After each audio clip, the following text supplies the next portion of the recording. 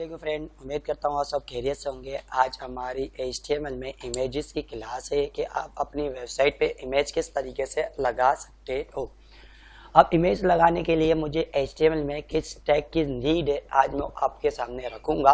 First of all आप यहाँ पे इमेज का टैग मतलब img को यूज़ करोगे। Then src equal to inverted comma, आप इमेज से inverted comma open and inverted comma के बीच के अंदर आप इस चीज को क्या करोगे, अप्लाई करोगे। अब इसमें आपका क्या होगा, आपकी इमेज का नाम जो आपको लगानी है, इमेज नेम प्लस एक्सटेंशन। अब आपकी इमेज की क्या एक्सटेंशन है, आप उस चीज को क्या करोगे, अप्लाई करोगे। अब मैं आपको कुछ दिखा चुका हूँ। अब इसमें सबसे पहले img की फुल फॉर्म होती है इमेज, src की फुल फॉर्म कहलाती है सोर्स।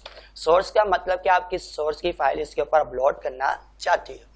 अब मैं यहाँ पे क्या करूंगा, इस चीज को रिमूव कर देता हूँ। हम दोबारा इसको मिनिमाइज करते हैं। मैंने एक फोल्डर बनाया हुआ है इमेजेस के नाम से, HTML इमेज के नाम से, और मुझे उस फोल्डर के अंदर एक इमेज पड़ी हुई है download.jpg।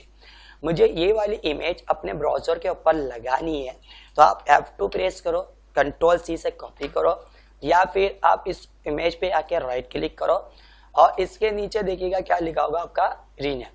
आप रीनेम करके इस पूरे एरिया को सिलेक्ट करो, Ctrl+C से कॉपी करोगे और नोटपैड पे आने के बाद आप इस इमेज नेम की जगह पूरे एक्सटेंशन को आप सिलेक्ट करो, Ctrl+V से आप क्या कर दो, पेस्ट कर दो।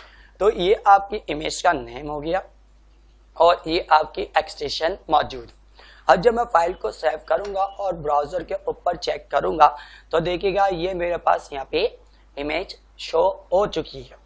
अगर मैं यहाँ पे कभी मेरे हाथ से इमेज का नाम या उसकी एक्सटेंशन गलत हो जाती है तो उसमें एक एरर क्या होगा, ये पिक करेगा।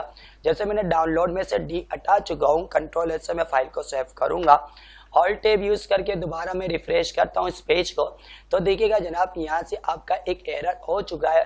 वो एरर क्यों आ रहा है, ये बता रहा है कि आपकी फाइल जो लगाई हुई है उसका नाम और उसकी एक्सटेंशन दोनों में से कोई एक चीज गलत है। अगर कभी ऐसी चीज मेरे पास डिस्प्ले हो जाती है, मैं सामने वाले पार्टी को बताना चाहता हूँ कि यहाँ पे जो इमेज लगी हुई थी वो इमेज का नाम क्या था और कौन सी इमेज लगी हुई थी, तो उसके लिए हम लोग क्या करते हैं, नोटपैड पे यानी आप क्या यूज करते हो, टैग ऑल्ट यूज करते हो, यानी ऑल्टर यूज करते हो।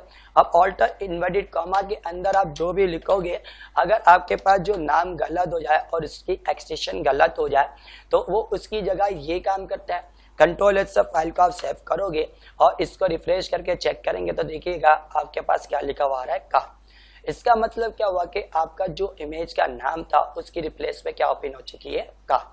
अब मैं ब्राउजर पे आपको डिटेली समझाता हूँ कि इस जगह जो इमेज लगी हुई थी वो कौन सी इमेज है, आपकी कार की। तो ऑल्ट क्या यूज करता है कि अगर आपकी इमेज डिस्प्ले नहीं होती तो उसके टेक्स्ट को हम डिस्प्ले करवा दें।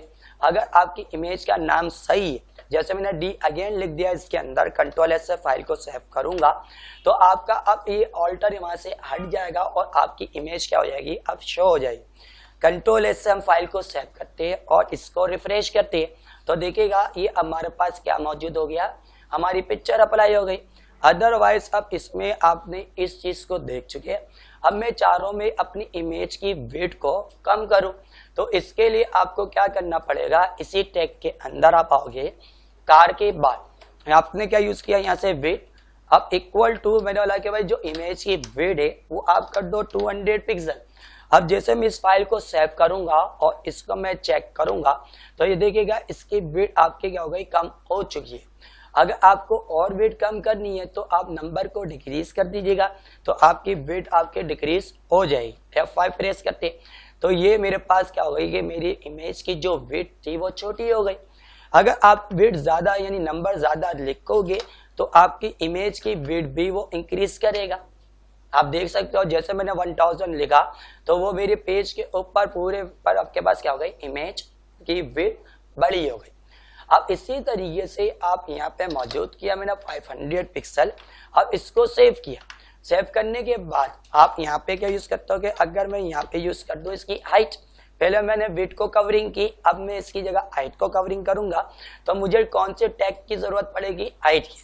अब height equal to inverted comma, आप इसमें जो भी हाइट लिखना चाह रहे हो 350। फाइल को आपने सेव किया, अब कीबोर्ड से आप यूज करेंगे F5। या फिर आप इस पे आप आओ, क्या लिखा होगा रिलोड, इसको क्लिक करूंगा तो देखिएगा अब इसकी जो हाइट है वो भी आपकी इंक्रीज हो चुकी है। अगर मैं इसके सही हाइट को और मजीद बढ़ा दूं, मतलब 650 यूज कर दूं, फाइल को आप सेव करोगे, आप इसको आप चेक करोगे तो देखिएगा जनाब ये आपके पास क्या हो गया, इसकी हाइट भी इंक्रीज हो गई। तो आप अपनी पिक्चर की विड्थ और हाइट को भी हैंडल कर सकते हो, किसकी मदद से, आप विड्थ के टैग की मदद से और हाइट के टैग की मदद से यूज कर सकते हो। सही, अब इसमें से मैं इस चीज को मैं रिमूव करूंगा ताकि आपको एक चीज मैं दिखाऊंगा। अब अगर फर्ज करो ये पिक्चर मेरी कोई फोल्डर के अंदर मौजूद होगी तो ये ब्राउजर के अंदर आपकी शो नहीं होगी। अब मैं आपके सामने एक फोल्डर रेडी करूंगा, यहाँ पे मेरे पास क्या लिखा हुआ है, न्यू फोल्डर, और न्यू फोल्डर के अंदर आके मैंने क्या यूज किया, फोल्डर का नाम आप कुछ भी दे सकते हो, मैंने क्या दिया, इमेजेस। अब इमेजेस देने के बाद अब इस वाली इमेज को उठा के आप कहाँ पे लेके जाओगे, इमेज के अंदर आप मूव करवा दोगे। अब जब इमेज के अंदर ये पिक्चर चली जाएगी, सॉरी मेरी फाइल मूव हो चुकी है, मैं इसको कंट्रोल Z कर देता हूँ। अब यहाँ पे क्या हो गया कि मैंने अपनी फाइल को इमेज के अंदर मूव कर दिया। अब इसमें आप क्या यूज करोगे, आप इमेज को उठा के मूव करोगे। अब ये इमेज आपकी मूव हो चुकी है फोल्डर के अंदर। अब जब मैं इस वाली फाइल के ऊपर आता हूँ, कंट्रोल S किया, आप ब्राउजर पे चेक कर सकते हो तो यहाँ पे क्या लिखा हुआ गया, वही एरर मेरे पास दोबारा मौजूद हो चुका है। ये बता रहा है कि आपके पास इस फोल्डर में, इस फाइल के पास इस पिक्चर वाली नाम की कोई इमेज पड़ी हुई नहीं है जो मैं ब्राउजर के ऊपर शो करूंगा। तो मेरे पास यहाँ पे पिक्चर किसके अंदर पड़ी हुई है, इमेजेस के अंदर। अब जैसे मैं इस इमेजेस के फोल्डर को ओपन करूंगा तो देखिएगा मेरी इमेज शो हो चुकी है। मतलब ये हुआ कि हमारी जो इमेज थी वो फोल्डर के अंदर है, फोल्डर के बाहर नहीं है। तो इसके लिए पर हमें क्या करना पड़ेगा, जिस फोल्डर के अंदर है आप यहाँ पे इसमें क्या यूज करेंगे, उस फोल्डर का नाम देंगे। मेरा फोल्डर का नाम था इमेजेस, बैक सेलेक्ट आपने यूज किया। तो यहाँ पे देखिएगा कि आप इसके कहने का मतलब क्या है कि आपके पास HTML इमेज के अंदर एक फोल्डर है जिसका नाम क्या है, इमेजेस है। अब उस फोल्डर के अंदर download.jpg की एक फाइल है, मुझे वो ब्राउजर पे शो करवानी है। तो यहाँ पे देखिएगा जितना भी आपके फोल्डर का नाम होगा, फर्स्ट ऑफ ऑल आप उस फोल्डर के नाम को राइट क्लिक करके आप इसको रीनेम करके कॉपी भी कर सकते हो, अदरवाइज आप राइट डाउन भी कर सकते हो मेरी तरह। अब मैंने यहाँ पे सबसे पहले क्या करा, इमेजेस के फोल्डर का नाम दिया। अब उस फोल्डर के अंदर जो पिक्चर होगी उसका नाम प्लस उसकी एक्सटेंशन में गिवन करूंगा। अब जैसे मैं कंट्रोल S से फाइल को सेव करूंगा तो आप चेक करते हो सकते हो ब्राउजर के ऊपर अब मेरी पेज पे दोबारा वो इमेज आ चुकी है। मतलब ये कि आप जिस भी इमेजेस के अंदर, फोल्डर के अंदर इमेजेस पड़ी हुई होगी, आप उसके अंदर क्या करोगे, इसको लगाओगे। अब इसी तरीके से अगर मैं इमेजेस के अंदर आके एक और फोल्डर में बना देता हूँ, मतलब इमेजेस 2 के नाम से, यानी 1 के नाम से, अब मैं इसी इमेज को उठा के आपको इस फोल्डर के अंदर लेकर चले जाता हूँ तो देखिएगा अब भी मेरी ब्राउजर के ऊपर इमेज शो नहीं होगी। क्यों नहीं होगी, क्योंकि यहाँ पे मैं आपको दिखा दूं कि एक इमेजेस के फोल्डर है, उस इमेजेस में कोई फोल्डर के बाहर इमेज नहीं पड़ी हुई। अब उसके अंदर भी एक इमेज है, इमेज का फोल्डर है और उसके अंदर आपके पास क्या है, वो इमेज पड़ी हुई है।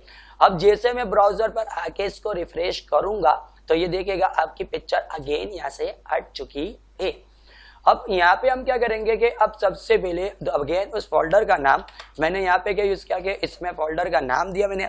आप इसको अंदर या सही बैक सेलेक्ट यूज किया, उसको सेव, कंट्रोल S से फाइल को सेव यूज करेंगे और इसको रिफ्रेश किया। देखो जनाब अभी भी मेरी इमेज यहाँ पे शो नहीं हुई। वो इस वजह से शो नहीं हुई क्योंकि मेरे जो फोल्डर का नाम है इस टाइम पे वो ये फोल्डर है। सही, आप F2 पर यहाँ पे राइट क्लिक करते थे हम लोग, इसको हम क्या करेंगे, इसको रीनेम करते हैं, कंट्रोल C से फाइल को सेव करते हैं। अब यहाँ पे आने के बाद आप ब्राउजर के ऊपर आते हो, इसको आके कंट्रोल V से क्या कर देते हैं, पेस्ट। अब मैंने बताया कि एक आपकी इमेजेस का फोल्डर मौजूद है। अब ये देखिएगा कि मेरे पास एक इमेजेस का फोल्डर मौजूद है, उसके अंदर भी इमेज 1 के नाम से एक फोल्डर मौजूद है। उस पर डबल क्लिक करूंगा, उसके अंदर ये इमेज है। अब डायरेक्टली ये ब्राउजर के ऊपर आपकी अपलोड हो चुकी होगी। अब यहाँ पे भी आप चेक करते हैं कि दोबारा इसके अंदर क्या हुआ, क्या मैंने यहाँ पे कंट्रोल S से पहले फाइल को सेव कर दूं क्योंकि मैंने फाइल को सेव नहीं किया था। अब F5 प्रेस करके उसको चेक कर लेती तो यहाँ पे आप देख सकते हो कि ये चीज आपकी क्या होती है, इमेजेस फोल्डर के अंदर फोल्डर में पड़ी हुई होगी, तो जितने फोल्डर उतने ही नाम आप कोडिंग के अंदर लिखोगे। यहाँ पे देखिएगा कि अभी मेरे पास 2 फोल्डर थे, तो मैंने प्रोग्रामिंग के अंदर भी अपने 2 फोल्डर का नाम दिया। जितने फोल्डर होंगे आप उतने फोल्डर इसके अंदर लगा सकते हो।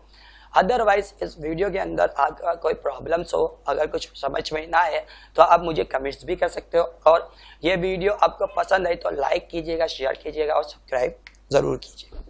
अल्लाह हाफिज।